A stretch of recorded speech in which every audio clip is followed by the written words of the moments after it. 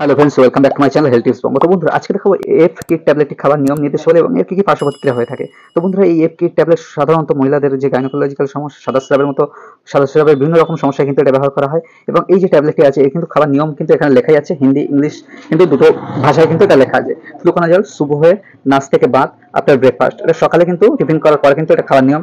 এবং এরিথ্রোমাইসিন এই ট্যাবলেটটি কিন্তু লেখা আছে, দেখতে পাচ্ছেন, दोपहर के भोजन के 1 घंटा पहले 1 आवर बिफोर लांच, 1 घंटा দুপুরে খাবার কিন্তু আগে এই ট্যাবলেট খেতে হয়। এবং এবং এটা যে অনিরাজল, এটা কিন্তু রাত को भोजन के बाद বা আফটার ডিনার, রাতে কিন্তু খাওয়ার পরে এটা খেতে হয় এবং লেখা আছে। এবং এর পার্শ্ব প্রতিক্রিয়া হিসেবে কিন্তু গা গোলানো, মাথা ঘোরা এবং যে হেডেক, মাথা যন্ত্রণা, ডিজিনেস বা তন্দ্রাচ্ছন্ন এবং বমি বমি ভাব, ভমিটিং এবং যে নসিয়া, গা গোলানো ভাব ইত্যাদি সমস্যা হতে পারে। এবং এছাড়াও এটা প্রেগনেন্সি মাতার এবং যারা কিডনির সমস্যায় ভুগছেন এবং যারা ড্রাইভিং করে থাকবেন তারা কিন্তু এই ট্যাবলেটটি খাবেন না।